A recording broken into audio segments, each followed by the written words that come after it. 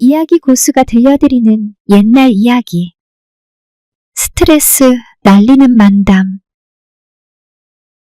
옛날 딸 둘을 가진 박첨지가 살고 있었는데 하루는 두 딸과 사위가 함께 처가에 머물게 되었습니다.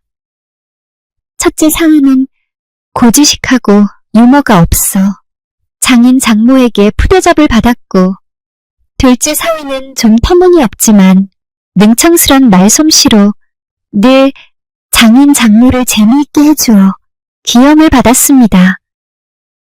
저녁상을 물린 후 장인이 두 사위를 앉혀놓고 문답놀이를 하자고 했습니다. 장인이 먼저 물으면 사위들은 답을 하는 것이었지요. 장인이 물었습니다. 산이 높은 까닭이 무엇인 것 같으냐? 둘째 사위가 답했습니다. 산이 높은 까닭은 돌이 지탱하고 있기 때문입니다. 소리 푸른 이유는 무엇이냐?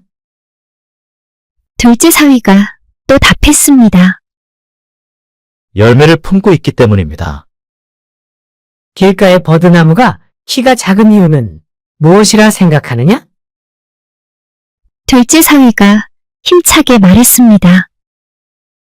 사람들이 자꾸 만져서 그렇습니다.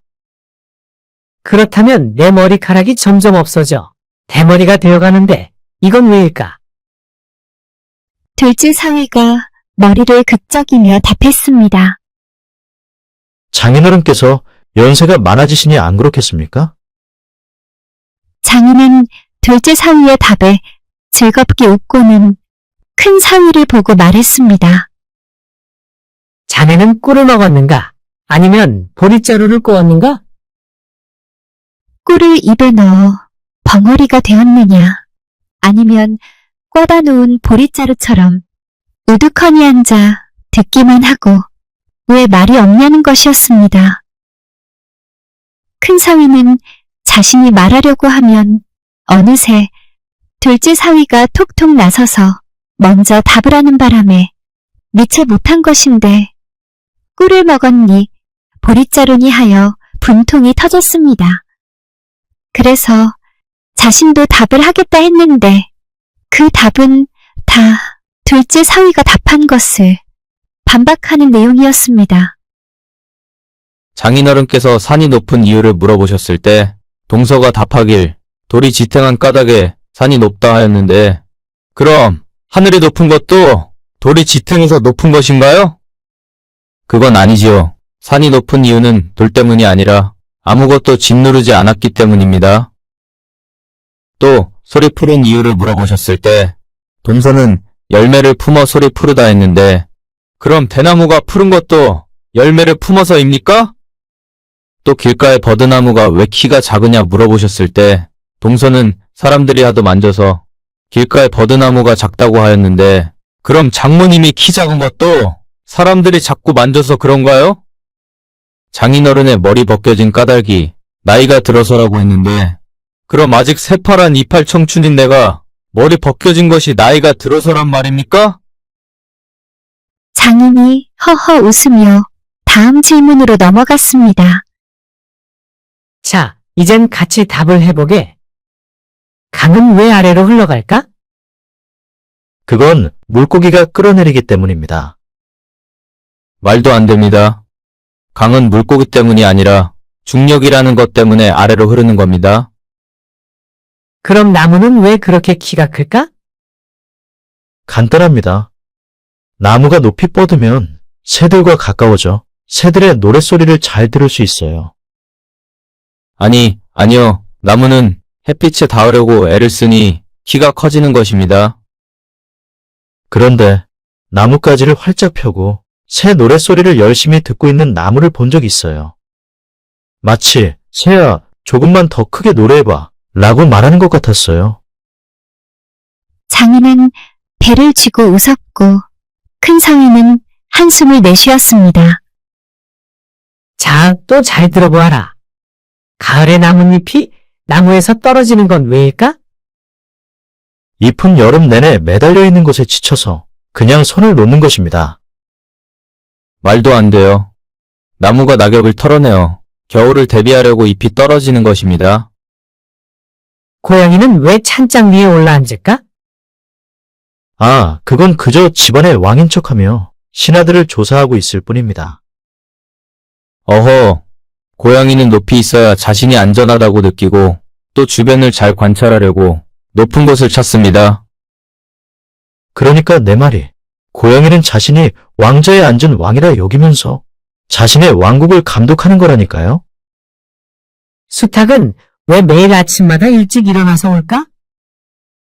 수탉은 모든 사람들에게 자신이 가장 먼저 깨어났다고 잘난 척하며 알리고 싶기 때문이죠. 말도 안 돼. 수탉은 빛에 반응하는 몸 안의 시계 때문에 울지요. 네, 하지만 수탉은 확실히 일찍 일어났다고 자랑하고 있어요. 그 꽃기어하며 우는 소리는 자신감이 충만하거든요. 왜 까마귀들은 한참 동안 울타리에 앉아 있을까? 그들은 마을에서 무슨 일이 일어나고 있는지 주시하고는 이리저리 소문을 내려고 하는 것이지요. 허참, 까마귀들은 먹이를 찾으며 포식자로부터 안전하게 거리를 두고 앉아 있는 것입니다. 그래, 두 사람 다 대답을 잘해줘서 아주 재미있었다. 맞사위는 논리가 정연하여 짜임새가 있고, 둘째 사위는 바보 같지만 현명한 바보인 것 같구나. 때때로 약간의 어리석음으로 보이는 재치와 유머가 세상의 모든 진지한 설명보다 더 큰 기쁨을 가져다 주는 것 같네만.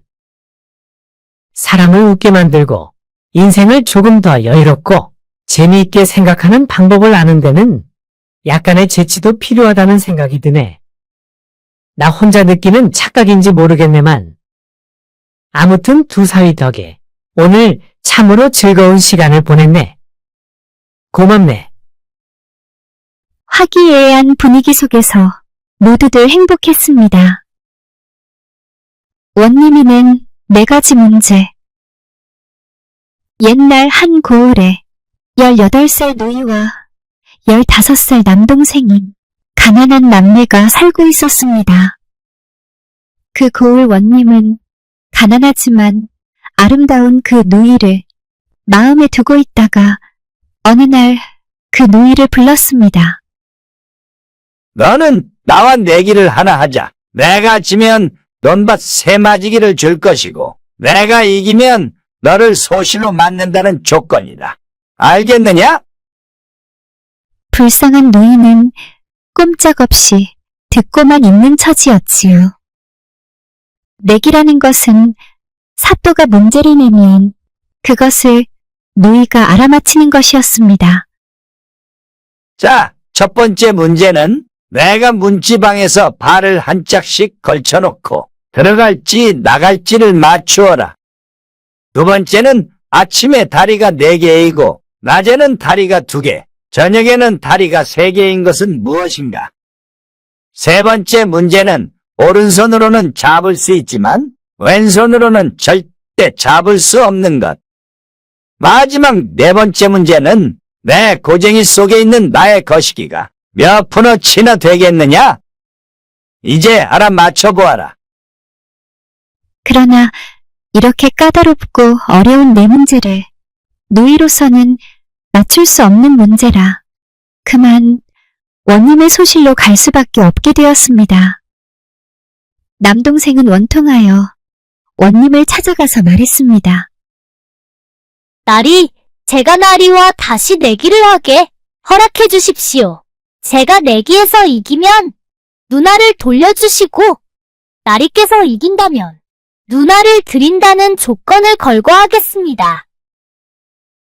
원님이 가만히 생각해보니 15살밖에 안 된 아이가 그 문제를 풀 수 없다고 생각하여 노이에게 냈던 같은 4개 문제를 차례로 내었습니다. 첫 번째 문제는 내가 문지방에 발을 한 짝씩 내놓고 있을 때 들어갈지 나갈지를 맞추어라. 원님 방 안에 있는 발을 떼면 나가는 것이고 밖에 있는 발을 떼면 들어가는 것입니다. 두 번째 문제는 아침에 다리가 4개이고 낮에는 2개, 저녁에는 다리가 3개인 것은 무엇인가? 사람입니다. 사람은 태어나서 아기 때는 기어다니고, 어른이 되어서는 걸어다니고, 노년에는 지팡이를 사용하거든요. 오른손으로 무엇을 잡을 수 있지만 왼손으로는 절대 잡을 수 없는 건 무엇인가? 원님나리의 왼손입니다. 그럼 마지막 문제다. 나의 거시기가 몇 냥이나 되겠느냐? 저희 아버지가 중풍으로 고생을 하시기에 어제 장에 가서 개의 거시기를 사왔는데 5냥을 주고 사왔지요. 지금 나리께서 고쟁이를 열고 보여주신 그대로 꼭 그 정도 크기였습니다요. 내기에서 진 원님은 얼굴이 일그러졌지만 순순히 인정할 수는 없었습니다. 이 정도에서 노이를 포기할 원님이 아니었지요. 다음 날 다시 동생을 불러 색다른 문제를 냈습니다. 잘 듣거라. 이 문제 하나를 다 알아맞혀야 한다. 만일 대답을 못한다면 너희는 내 소실이 되어야 한다. 지금 내가 주먹을 쥐고 너를 친다면 너와 나 둘 중에 누가 더 큰 상처를 입겠느냐? 그건 이렇습니다. 원님의 주먹이 저를 치면 제가 고통을 느끼겠지만 원님의 명예가 더 큰 고통을 받을 것 같습니다. 어느 쪽이 더 아프고 손해를 보는지 시험해 보시겠어요? 어린 소년에게 망신을 당한 원님은 한마디 말도 없이 돌아서 가버렸습니다. 끝까지 뻔뻔했지만 그렇게 자신의 패배를 인정한 모습이었지요.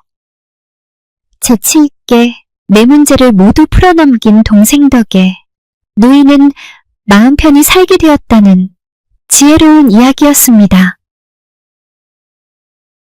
긴 이야기로 신부학기. 옛날 긴 고담을 좋아하는 부자 노인이 외동딸을 두었는데 어느 날 이렇게 선포했습니다. 나에게 긴 이야기를 들려주는 사람을 사위로 삼겠다. 소문을 듣고 많은 사람들이 몰려와 긴 이야기를 시도했으나 모두 이야기가 짧다고 하면서 노인은 이들을 쫓아보냈습니다. 이때 한 젊은이가 찾아와 자신 있게 얘기를 시작했습니다. 우리나라로 100만 명 되는 오랑캐가 쳐들어와. 조정에서는 막을 방법을 논의하는데 어떤 정승이 아래기를. 옛날 중국 황제가 전쟁을 치를 때도 그랬고 고려가 홍건적을 막을 때도 마찬가지였는데 쥐란 놈이 적진에 들어가 활주를 물어뜯어 못쓰게 해 전쟁을 승리로 이끌었습니다. 그러니 이번에도 쥐를 대장으로 임명해 전쟁을 막아야 합니다. 라고 제의했습니다. 그래서 쥐를 장수로 임명하니 쥐 장수는 높은 단에 올라가 전국의 쥐들에게 모이라고 명령을 내리고는 이렇게 지시했습니다. 내가 물고 하는 소리를 할 때마다 뒤에 쥐가 앞쥐의 꼬리를 물고 한 마리씩 들어와 신고하여라. 하고 지시했지요. 그래서 장수쥐는 계속 물고 소리를 외쳤고 전국의 쥐들은 줄을 서서 꼬리를 물고 한 마리씩 들어왔습니다. 이렇게 총각이 닷새 동안 계속 물고 소리만 하고 있으니 부자 노인은 지루하고 답답하여 불평을 했습니다. 대체 언제 끝이 날 건가?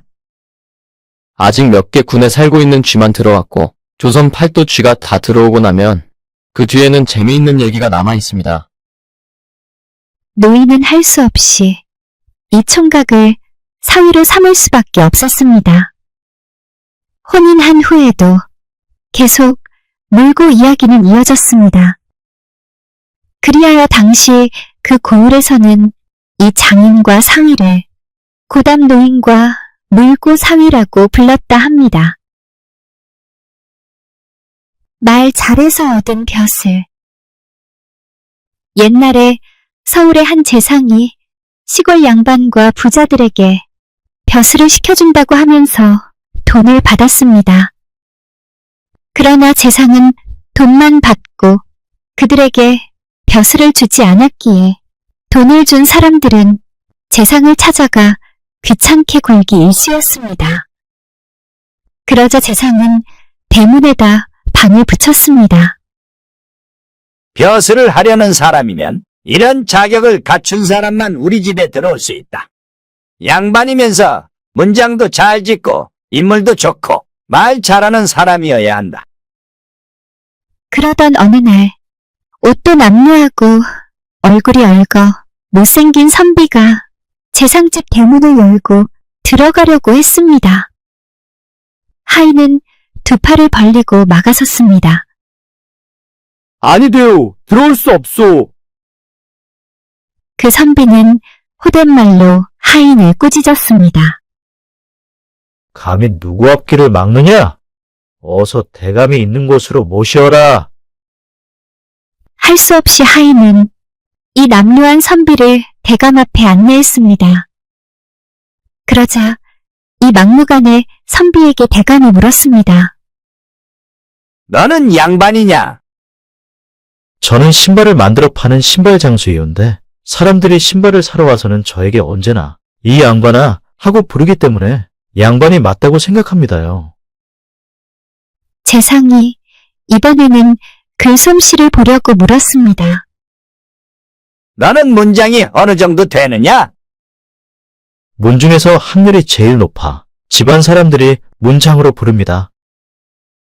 재상이 물어본 문장은 글을 잘 쓰느냐고 물었는데 대답은 가문에서 높다는 뜻의 문장으로 답하여 뜻이 다른데도 재치가 있는 것 같아 재상은 더 이상 따지지 않았습니다. 재상이 또 질문했습니다. 넌 인물이 잘났다고 생각하느냐? 사내의 얼굴은 여인네가 제일 잘 보는데 제 아내가 항상 저를 보고 세상에 둘도 없는 사람이라 하기 때문에 저의 인물이 잘났다는 걸 알지요. 마지막으로 물었습니다. 너는 말을 잘한다고 생각하느냐? 대감님께서 제 말을 듣고 웃는 것을 보았습니다. 제가 말을 잘하기에 대감님께서 웃는 것 아니겠습니까? 재상은 그의 재치 있는 말솜씨에 반해 그에게 벼슬을 주었습니다. 비록 얼굴이 얼거 못나 보였고 게다가 가난하여 집신을 만들어 생계를 유지하고 있는 신발 장수이지만 재상의 물음에 용감하고 재치 있게 대답함으로써 말만 잘해도 잘 살 수 있다는 뜻이 담긴 옛날 이야기였습니다. 운 좋은 속임수. 옛날에 어떤 선비가 고갯마루 너럭바위에 걸터앉아 아랫마을을 내려다보며 한숨을 쉬고 있었습니다. 내가 어쩌다 이리 가련한 신세가 되었는고. 참 사람 팔자 알 수 없구나. 나는 이리 내리막길 신세가 되었고 하인이었던 춘식이는 떵떵거리며 잘 산다는데. 잠시 후 지나가던 옹기 장수도 바위에 앉아 쉬어가려고 선비 옆에 다가왔습니다. 옹기 장수가 곰방대를 꺼내다가 선비를 바라보니 선비 바로 뒤로 호랑이 한 마리가 소나무 가지에 끼어서는 기절했는지 꼼짝 달싹 못하고 있지 않겠습니까? 깜짝 놀란 옹기 장수가 덜덜 떨면서 물었습니다. 저게 뭐요? 그러자 선비는 뭉청스럽게 답했습니다. 저 호랑이가 나를 잡아먹으려고 하기에 내가 돌려차기해서 나무 사이에 끼워 놓았어. 그러나 사실은 선비가 고갯마루에 앉아있는 것을 본 호랑이가 산에서 급히 뛰어내려오다가 제 발로 나무 사이에 끼었던 것인데 제 딴에는 큰 충격을 받아 기절했는지 가지에 찔려 숨통이 끊어졌는지 박제된 것 마냥 꼼짝 않고 있었습니다. 옹기장수는 이런 천하장사 선비와 같이 있다가는 무슨 봉변이라도 당하겠다 싶어서 얼른 짐을 꾸리고는 불이 나게 마을로 내려갔습니다. 뒤이어 마을로 내려온 선비는 자신의 집에서 하인으로 있었던 춘식이를 찾아갔습니다. 그 하인은 예전에 선비로부터 큰 도움을 받았었는데 그 일로 돈을 많이 벌게 되어 부자로 살고 있었지요. 상전이었던 선비가 찾아오자 하인은 극진히 맞이하였습니다. 그런데 하인의 아들이 보아하니 상전이었다고 하는 선비란 사람이 자신의 아버지에게 함부로 하대를 하며 거드름을 피우는 모습을 아주 나쁘게 보았습니다. 몹시 화가 난 하인의 아들이 복수를 하려고 마음먹었습니다. 차마 아버지의 상전을 직접 해칠 수 없었던 아들은 마침 그 마을에 들른 옹기장수에게 사례금을 줄 테니 선비를 혼내주라고 부탁을 하게 되었습니다. 그러나 하던 옹기장수는 멀리서 혼내줄 선비의 모습을 보고는 화들짝 놀라며 아들에게 말했습니다. 내가 싸움깨나 한다 해도 감히 선비를 죽일 자신은 없소. 선비가 호랑이를 잡아 나무에 끼워 놓았다는 이야기를 내가 미처 못했는데 아마 선비가 잡아놓은 호랑이가 죽어서 아직도 거기에 있을 것이오. 하인의 아들이 고갯마루에 올라가 보니 정말이지 옹기장수의 말 그대로 호랑이가 나무 가지 사이에 낀 채로 죽어있지 뭡니까. 놀란 아들은 집으로 돌아와 선비에게 깍듯이 대하며 대접을 융숭하게 하였지요. 선비에게 비단 옷을 해입히고 좋은 말을 선물했습니다. 또 집에 모아둔 금부치와 돈까지 말 등에 얹어 떠나는 선비에게 모두 실어보냈습니다. 이후 집에 온 선비는 하인이 준 재물로 여생을 편안하게 보냈다고 합니다. 선비는 가련한 신세였는데 호랑이 덕으로 운 좋게 위기를 모면한다는 행운담이었습니다.